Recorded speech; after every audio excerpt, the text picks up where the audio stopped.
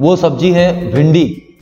भिंडी फसल साल में 2 बार लगाई जाती है, पहली तो जनवरी में और दूसरी भिंडी जो होती है वो बारिश की भिंडी जो कि जून जुलाई में लगाई जाती है। हम जो जानकारी आपको प्रदान करेंगे वो करेंगे सामान्य जानकारी, जल प्रबंधन, सूक्ष्म सिंचाई रेखा, खरपतवार प्रबंधन, कीट व्याधि प्रबंधन, पोषण प्रबंधन, आर्थिक समीक्षा। सामान्य जानकारी के रूप में जो भिंडी है वो लोकप्रिय सब्जी, इसे लेडीज फिंगर ओकरा भी कहा जाता है क्योंकि इसकी जो भिंडी का जो आकार है वो एक महिला के उंगली के आकार का होता है, इसलिए इसे लेडीज फिंगर कहा जाता है। ओकरा भी बोला जाता है इसको, और ये मालवेसी कुल की सब्जी है।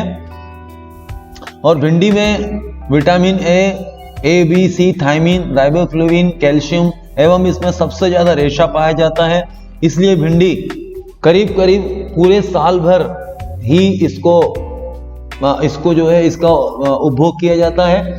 भिंडी जो है वो एबलमास्कस एस्कुलेंटस इसका वानस्पतिक नाम है और इसका जो औसतन उत्पादन है 40 क्विंटल प्रति एकड़ के मान से इसका औसतन उत्पादन या उत्पादकता कह सकते हैं।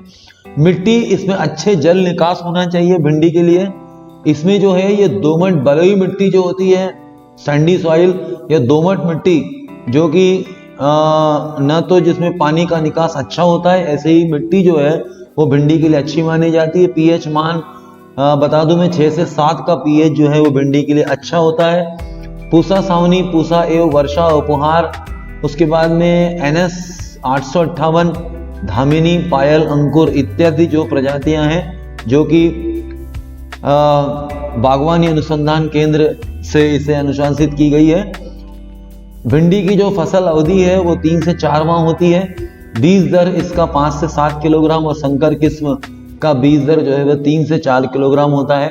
जो भिंडी जनवरी में लगाई जाती है उस भिंडी का उत्पादन बहुत अच्छा आता है क्योंकि उसमें कीट एवं व्याधियों का प्रादुर्भाव बारिश की तुलना में कम होता है। जलवायु और तापमान भिंडी के लिए गर्म और शुष्क जलवायु सबसे उपयुक्त होती है। अंकुरण के समय तापमान 27 से 30 डिग्री और पौध वृद्धि के लिए 24 से 35 डिग्री। जब संक्रांत हो जाती है मतलब 15 जनवरी के बाद में भिंडी की जो बुआई जो होती है, जो गर्मी की भिंडी हमें प्राप्त होती है उसकी बुआई उस समय कर देना चाहिए। बुआई का जो समय जून, जुलाई, फरवरी, मार्च मतलब ठीक है। जनवरी के द्वितीय सप्ताह से लेकर के फरवरी तक, मार्च तक हम भिंडी लगा सकते हैं। और दूसरी भिंडी जो बारिश वाली होती है वो जून जुलाई में लगाई जाती है। बीजोपचार भिंडी के लिए बहुत जरूरी है। भिंडी के बीजों को हम कार्बोक्सिन और जो कार्बोक्सिन जो होता है उसमें जो थायरम मिला हुआ जो कॉम्बिनेशन है उससे करना चाहिए। कार्बनडाजिम मैनकोजेब से कर सकते हैं। थायोफिनेट मिथाइल और पायरोक्लोस्ट्रोबिन से भी हम उपचार कर सकते हैं। और जैविक उपचारण के रूप में ट्राइकोडर्मा और सीडोमोनास को पृथक रूप से हम उपचारण करना लाभदायक होगा। भिंडी में जो फसल का उत्पादन बढ़ाना है उसमें कौन कौन सी तकनीक जो है जिसे हमें अपनाना जरूरी है वो है कि रबी की जब भी हम फसल की कटाई करते हैं, छटाई करते हैं, गाई के पश्चात जो है भिंडी जो है वो कह सकते हैं कि जायद और खरीफ की फसल है। जब हम रबी की फसल की कटाई कर लेते हैं उसके बाद जो है हमें भिंडी लगाना चाहिए। जो भिंडी होती है वो मालवेसी कुल की है, इसलिए मालवेसी कुल के जो भी हम फसल लेंगे उसके बाद भिंडी नहीं लेना चाहिए। जो दूसरे कुल की जो हम लगाते हैं उसके बाद हमको भिंडी जनवरी से लेकर के फरवरी, मार्च महीने तक भिंडी लगा सकते हैं। गहरी जुताई के बाद अंतिम जुताई कराएं, मिट्टी परीक्षण कराएं। रोटावेटर करने से पहले पकी हुई गोबर की खाद जिसे हमें ट्राइकोडर्मा, सीडोमोनास और माध्यम कल्चर से हम उपचारित करें। अच्छी प्रजाति का चुनाव करें जो कि बहुत जरूरी है, जो कि रोग से मुक्त हो, ऐसी प्रजाति का हमें उपयोग करना है। बीज उपचार जो है वो जैविक और रासायनिक दोनों विधियों से ही हम पृथक रूप से कर सकते हैं। संभवतः जो बुआई है वो ऊंची उठी हुई क्यारी पद्धति से ही करना है। पानी का प्रबंधन आवश्यक रूप से टपक सिंचाई से करें। पानी को नियमित देना है। जल विलय खादों का जो पानी में घुलनशील जल विलय खाद है उन्हें पौधों की अवस्थाओं के अनुसार हम टपक सिंचाई के द्वारा वेंचुरी या फर्टिलाइजर टैंक के माध्यम से दें। जैविक खाद जैविक कीटनाशकों का 75% फसल पर उपयोग करें। समन्वित कीट व्याधि प्रबंधन करें। आर्थिक नुकसान क्षमता से ऊपर रखें। भिंडी में हमें समन्वित कीट में व्याधि प्रबंधन को अनिवार्य रूप से अपनाना है, क्योंकि भिंडी में कीट जो है वो बहुत ज्यादा आर्थिक नुकसान करता है। इसके लिए हम आगे बात करेंगे कि हमको किस किस तरीके के सुरक्षा की दृष्टि से हमें क्या क्या करना है। अब भिंडी फसल की जो पौधरोपण विधि है वो 5x2 पर इसको लगाते हैं। 5 फीट बाय 2 फीट मतलब 120 सेंटीमीटर, और जो पौधों से पौधों की दूरी है वो 20 सेंटीमीटर होती है, लेकिन जो ड्रिपर से ड्रिपर की दूरी है वो हमें 2 फीट या 60 सेंटीमीटर के ऊपर लगाना है, जिससे कि पानी सही तरीके से जमीन में लंबे समय तक कम दबाव में अच्छी तरह से फैलेगा, जिससे कि जितना पानी उसको चाहिए उतना ही वो जड़ जो है उसे ग्रहण करेगी। ड्रिपर से ड्रिपर की दूरी 30 से 40 सेंटीमीटर होगी। खरपतवार प्रबंधन पारंपरिक, यांत्रिक और रासायनिक विधि से हम खरपतवार प्रबंधन करें। गर्मियों में गहरी जुताई करें, खरपतवार मुक्त फसल रखें। उसके बाद ये फ्लूक्लोरालिन जो है वो हम जब बुआई नहीं करते हैं उसके पहले हम उसका छिड़काव करें। अंकुरण से पहले और बुआई के बाद पेंडिमिथाइलिन नाम की जो एक दवा है खरपतवार नाशक, वो हम 1 लीटर प्रति एकड़ के हिसाब से इसका छिड़काव करें। बाकी कोई भी खरपतवार नाशक भिंडी के लिए अनुशंसित नहीं है। सिर्फ इन्हीं खरपतवार नाशकों का हमें जो निर्धारित की गई है उन्हीं का हमको उपयोग करना है। अब बात आती है कीट एवं व्याधि प्रबंधन की। जो ये फसल चक्र दिखाया गया है सफेद मक्खी का, ये सफेद मक्खी जो है ये सबसे ज्यादा आर्थिक नुकसान करता है, क्योंकि इसमें क्या होता है जो शिशु होता है, निम्ब जिसको बोलते हैं, शिशु और वयस्क दोनों ही इसके अंदर में नुकसान करता है। और इसके अंदर में जो इंस्टार्स होते हैं, जो शिशु होता है पहले छोटा रहता है, मतलब पहले इंस्टार से लगाकर आखिरी तक इसका नुकसान होता रहता है। इसीलिए हमें इसे जो है पीला चिपचिपा कार्ड जो होता है, जो स्टिकी कार्ड होता है, ये हमें लगाना चाहिए। कम से कम 1 एकड़ में लगाना चाहिए। नीम ऑयल का उपयोग हर 15 दिन में एक बार 350 ppm, 300 ppm, 350 ppm, 3000 ppm और 10,000 ppm तक का नीम ऑयल हम उपयोग कर सकते हैं। थायोमेथाक्सम जो है वो और एसिटिमाप्रिड, इस तरह की जो दवाइयां हैं जो अनुशंसित की गई है उसका उपयोग करें। एफिड्स माहू का प्रकोप, खास करके जब भिंडी हम जनवरी फरवरी में लगाते हैं उस समय जो है माहू का प्रकोप फरवरी वाली भिंडी में आता है। उसके लिए हमें जो है इमिडियाक्लोप्रिड, थायोमेथाक्सम और नीम ऑयल का हमें उपयोग करना है। और पीला जो स्टिकी कार्ड लगाते हैं वो भी माहू को के लिए अच्छा होता है। उसके बाद बात करते हैं हम लाल मकड़ी की। जो सबसे ज्यादा प्रकोप लाल मकड़ी का भिंडी के ऊपर आता है जब मौसम कसने लगता है, खास करके जो जून जुलाई की जब भिंडी लगाते हैं उस भिंडी में लाल मकड़ी की शिकायत बहुत आने की संभावना हो जाती है। इसके लिए प्रॉपर गाइड, स्पेरोमेसिफेन, इथियन जो होती है वो हमको पहला छिड़काव इथियन का करना है, उसके बाद स्पेरोमेसिफेन और फिर प्रॉपर गाइड का छिड़काव करना है। नीम ऑयल का समय समय पर हम छिड़काव करते रहें। इसके बाद आता है मिलीबग।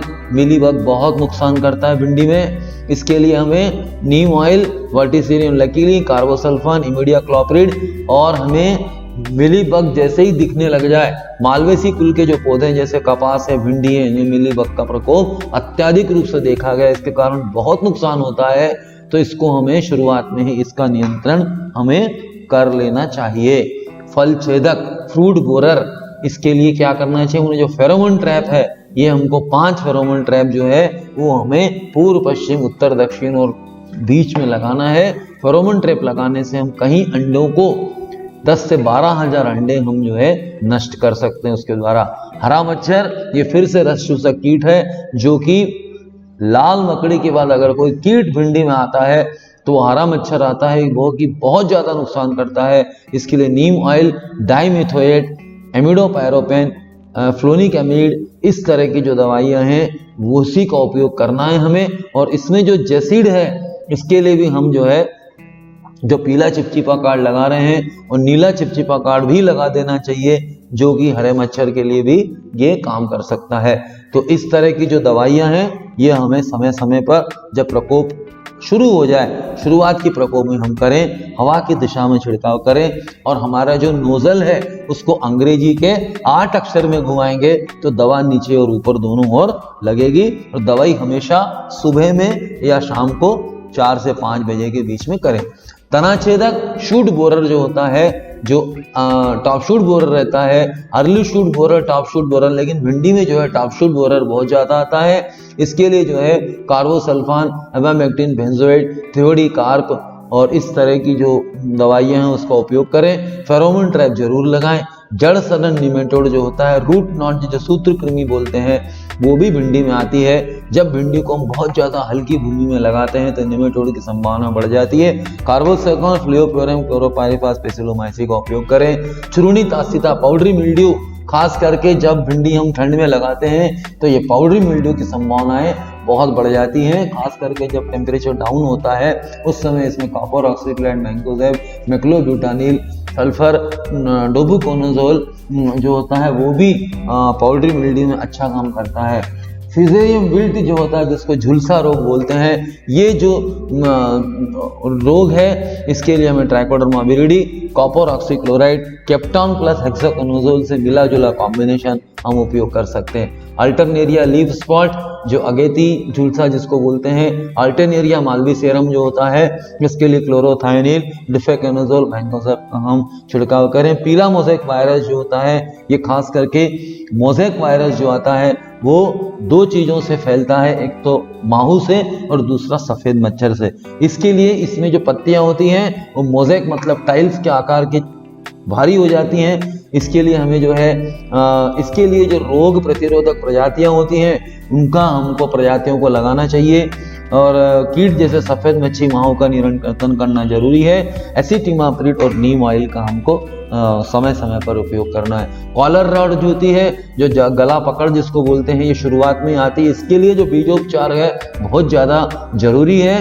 कॉपर ऑक्सीक्लोराइड, जब एक बार ये कॉलर रॉड आ जाता है उसके बाद हमें तुरंत ही शुरुआत में इसको जो है नियंत्रण करना ज़्यादा जरूरी होता है। उसके बाद हम आ जाते हैं ड्रिप सिंचाई या टपक सिंचाई। अभी हमने बताया था कि जो ड्रिप है वो 5x2 डिस्टेंस पे लगाते हैं। ड्रिपर अंदर की ओर होना चाहिए, इनलाइन ड्रिपर हम लगाते हैं। उसमें जो ड्रिप से पानी है वो रोज हम दें, जून, जुलाई, अगस्त, सितंबर। ये तो जून वाला हो गया। जब हम इसको जनवरी फरवरी में लगाते हैं तो जब हम लगाते हैं तो उसको हम अगर हम जनवरी में लगा रहे तो जनवरी, फरवरी, मार्च, अप्रैल। अगर हम इसको मार्च, अप्रैल, मई, जून, मतलब ये जो होता है 4 महीने हमको पानी जो है ये 2 लीटर से लगा करके 4 मिलीमीटर पानी प्रतिदिन दिया जाना चाहिए। जैसे जैसे हम पानी देंगे उसी हमको पोषण का प्रबंधन भी ड्रिप सिंचाई के द्वारा करना है। आधार खाद के रूप में जैविक खाद, पोटाश, डीएपी, सूक्ष्म पोषक तत्व, मैग्नीशियम सल्फेट और नीम खली जो है वो अनिवार्य रूप से हम इसमें मिलाएं जब हम आधार खाद डालते हैं। साथ साथ हम माइक्रोराइजा जो है वो भी हम जब भी हम डीएपी देते हैं तो डीएपी के साथ माइक्रोराइजा का उपयोग करना जरूरी है, जिससे कि जितना भी फास्फोरस हम दे रहे हैं, 46 जो फास्फोरस दे रहे हैं वो पूरी तौर से पौधों को उपलब्ध हो जाए। अगला हम करते हैं drip fertigation, fertiliser plus irrigation. मतलब जो भी घुलनशील खाद ड्रिप सिंचाई के द्वारा दी जाती है उसमें 19-19-19, 12-61-0, पोटेशियम फास्फेट और पोटेशियम नाइट्रेट, ये सब हम शुरुआत में 70 से 80% नाइट्रोजन, उसकी जो स्थापना अवस्था है उसमें 70 से 80% फास्फोरस, और जब ये परिपक्व अवस्था में आती है उस समय हमें पोटैश की आवश्यकता पड़ती, चाहे वो पोटेशियम नाइट्रेट दें चाहे हम पोटेशियम सल्फेट दें, क्योंकि सल्फर जो है वो भी भिंडी के लिए जरूरी है। 17.5% सल्फर को भी हम ड्रिप सिंचाई के द्वारा जो घुलनशील सल्फर WDG जो बोलते हैं, WP जो बोलते हैं, वो हम ड्रिप सिंचाई के द्वारा दे सकते हैं। उसके बाद आती कुछ आवश्यक बातें होती हैं कि कौन सी खाद किसके साथ नहीं मिलाना चाहिए। हालांकि आजकल HDP टैंक भी आ गया किसान भाइयों, इसके कारण जो HDP जो टैंक है उसमें हम इन सब खादों को एक साथ मिला सकते हैं। खास करके जो कैल्शियम नाइट्रेट होता है उसको हम बोरान के साथ में या पोटेशियम नाइट्रेट के साथ उसको मिला सकते हैं। ध्यान रहे कि अलग अलग खादों का घोल अलग अलग बना के फिर हम उसे ट्रांसफर करते हैं। उसके बाद आता प्रणी छिड़काव, अलग अलग अवस्थाओं के अंदर, जैसे 19-19-19 से 13-40, 13-52, 34, 13-0-45, इनका हम 15 लीटर हाथ वाली टंकी में लेके छिड़काव करें। इसके बाद आता थी उन्नत सिंचाई और तकनीकी। पारंपरिक सिंचाई के बीच में क्या अंतर है? पानी की बचत तो होती ही है, 60 से 70%। एक समान सिंचाई होती है, एक ड्रिपर जो पानी देता है वो सारे ड्रिपर देते हैं। खरपतवार और रोगों की कमी आती है। ऊर्जा की बचत बहुत जरूरी है, क्योंकि जब पानी हम टपक सिंचाई के द्वारा दे रहे हैं तो कम समय में पानी चला जाता है। खाद भी हम टपक सिंचाई से दे रहे हैं तो हमें ज्यादा बिजली की जरूरत नहीं पड़ती है। जितनी बिजली है उससे कम में भी हम उसकी खपत अच्छी करने के लिए हमको इस सिंचाई पद्धति को अपनाना ही होगा। आजकल हमारे किसान भाई अधिक किसान भाई आजकल टपक सिंचाई से खेती कर रहे हैं। टपक सिंचाई भिंडी में बहुत ज्यादा कारगर है, गुणवत्ता अच्छी होती है, उपज अच्छी होती है और श्रम की लागत भी कम से कम होती है। अब हम बात करते हैं हमारे आर्थिक समीक्षा की, जो कि बहुत ज्यादा आवश्यक है। अगर हम देखें उन्नत खेती के अंदर में हमने टपक सिंचाई का उपयोग किया, जल विलय खादों का उपयोग किया, सुरक्षा की दृष्टि से, उर्वरक की दृष्टि से, पानी की दृष्टि से हमने लागत लगाई, जो कि एक महत्वपूर्ण आवश्यक रूप से लगने वाली लागत है, जो कि 29,000 रुपए हमारी लागत लगी। अतिरिक्त खर्च जोड़ेंगे तो 21,900 रुपए।